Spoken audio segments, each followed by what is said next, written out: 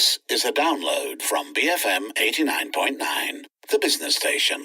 7:18 a.m. This is the morning run with Wong Xiaoning and Audrey Raj. In about half an hour, we'll be speaking to Tan Sri Dr. Jamila Mahmud, Special Advisor on Public Health to the Prime Minister on Malaysia's management of the pandemic and the effectiveness of the CMCO. And we're also running a poll on Twitter on the same subject. At BFM Radio is our handle. Do you think the CMCO is effectively curbing the spread of COVID-19? Yes, but it hurts the economy. No, not sure. Get in touch with us. At BFM Radio is our handle. But in the meantime, let's talk about Budget 2021 and the Prime Minister. Yeah, because this week, Parliament is expected to vote on whether to pass Budget 2021 through its third reading. Now, it's widely seen as the de facto no-confidence motion against Tan Sri Muhyiddin Yassin's government, which of course has been on thin ice since he took over in February.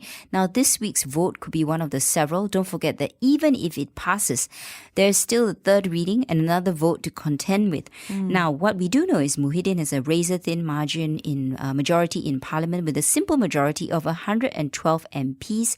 And despite the tabling of the biggest ever budget on November the 6th, provisions of the bill have been criticised by all sides, even from within Perikatan Nasional's coalition. Right. And can Tan Sri Muhyiddin negotiate a consensus that would allow his government to remain in power? Well, to help us untangle the political conundrum, we have on the line with us James Chin, Professor of Asian Studies at the University of Tasmania and longtime commentator on local politics. James, good morning. Always good to have you on the show.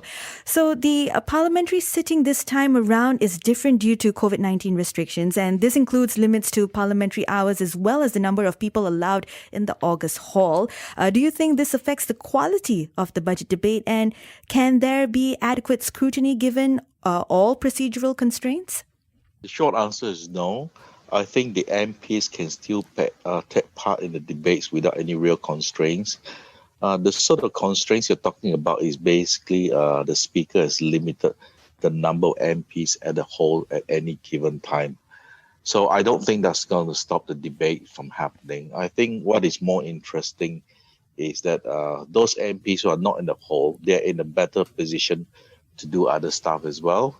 So previously, they were forced to be physically in the hall and they were not able to do other stuff. So those of them who are using Zoom to get into Parliament or some other video conferencing facilities, they're probably doing multiple tasks sitting at home while listening to the budget.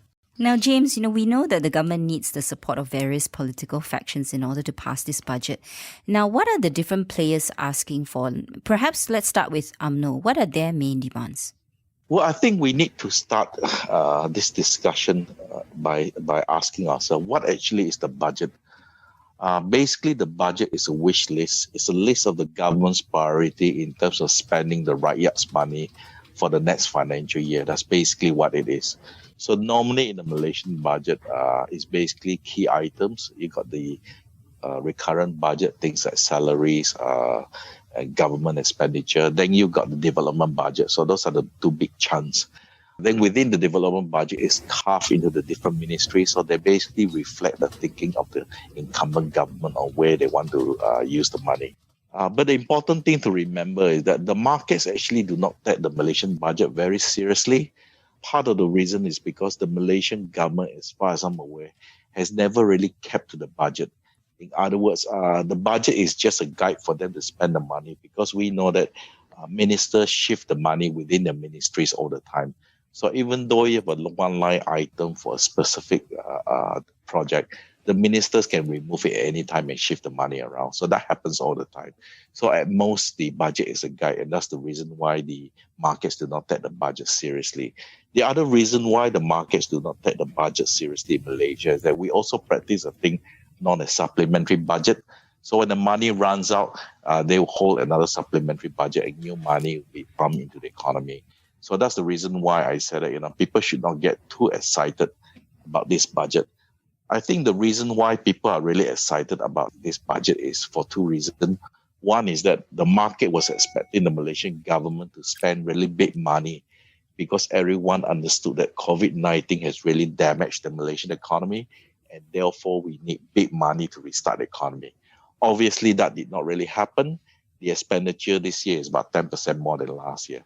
Secondly, as you mentioned earlier, people are very excited about this budget because they see it as a proxy confidence vote. In other words, people are trying to bring down the Muhyiddin administration. And under the British Convention, if you lose the budget, the vote for the budget, the government's automatically out. So those are the two major reasons why people are excited. Now, in terms of UMNO, what does UMNO want? The short answer is that UMNO does not know what it wants because there are different factions in UMNO asking for different things. But generally speaking, UMNO wants more money to go down to the orang kecil because they think that they have to reward their supporters. So people like Najib Razak, who runs a major faction UMNO, is asking the government to allow people to withdraw from the EPF. But another faction is saying that don't do that. That's really going to damage UMNO. He's also asking for things which is sort of supported by everybody, which is a blanket loan moratorium. He wants that to be extended. So these are some things that UMNO is asking for. And of course, UMNO is also pushing very hard for JASA, the propaganda wing of the government. They want JASA to be re-established and they're willing to throw big money in the budget, which is about $85 or $86 million. So those are some things that UMNO wants. But really, UMNO does not have a specific wish list because I think at the end of the day, it comes down to the different factions that UMNO with what they want, and what they want may not be what some of the different leadership UMNO wants. And what about the opposition parties, namely Pakatan Harapan? Do they have a specific wish list? What are their key demands for the budget? Well, I think for Pakatan Harapan, their wish list is much more simpler to understand. Basically, I think they want an expansionary fiscal policy. In other words, they want more money in the budget because I think, like what I said earlier, they want to restart the economy. They also want a big increase in funding for the Ministry of Health because they think that the Ministry of Health did not get any additional money really to fight COVID-19. They also want additional money or compensation for the frontliners. They also want more money for social safety net, especially for the unemployed, and they want to increase welfare payment to those on welfare, Maikase, to up to 1,000 ringgit a month. They also want the government to provide subsidy in wages to create new jobs. So basically for Pakatan Harapan, again, the emphasis is on the B40 and also throw big money in the economy to restart the economy. But James, at the same time, Pakatan Harapan is known to voice their opposition over the allocation to JASA, right? And is that going to be a stumbling block? Not really. So what will happen now is that Muhyiddin will, and obviously the finance minister and his key political advisors will get together to discuss all the things that was aired during the budget debate, and they will see what sort of concessions they can make. My take is that they will make as many concessions as they can in order to pass the budget. But there are certain things that I don't think they will sort of cut back. For example, one of the key items that, and this is where the racists in Malaysia will be very happy, there's a direct allocation, and they use the word Bumiputera development, which is about $11 billion. I don't think they will touch that. I think it is very clear when the government was set up, this is a Malay first government and they can't touch that part. People are really unhappy about the so-called money given to Indian communities. They're also unhappy about the so-called money given to the Chinese community. I think those portions will be increased, but I don't think they'll touch the Bumiputera part. Now, in terms of JASA, I suspect they will come to some sort of agreement with JASA. I suspect JASA will be re-established, but I don't think they'll get the full 85 million ringgit. Right.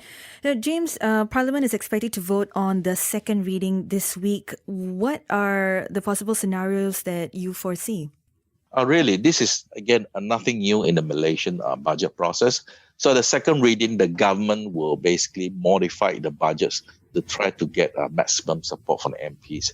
As I mentioned earlier, the magic number is 113. So they will try to win at least 10 or 20 additional MPs. And of course, the most important thing, make sure that their own MPs, the existing Perikatan Nasional Muafakat National MPs support the budget. So they will tweak it to make sure that everybody support it. And if there's any more complaints, they will make some more changes in the third reading. So basically, the government has plenty of opportunities to change the budget to make sure that they have the support of the MPs. And that's the reason why I said that it is highly, highly unlikely that the government will be defeated based on the budget bill. Right. Thank you for that, James. That was James Chin, Professor of Asian Studies at University of Tasmania. Yeah, I think it's going to be a very interesting next few days in Parliament through the different debates. I really would like to be a fly on the wall in terms of all the discussions that are obviously going to be happening behind the closed doors. I think that's more interesting than the actual debates in Parliament.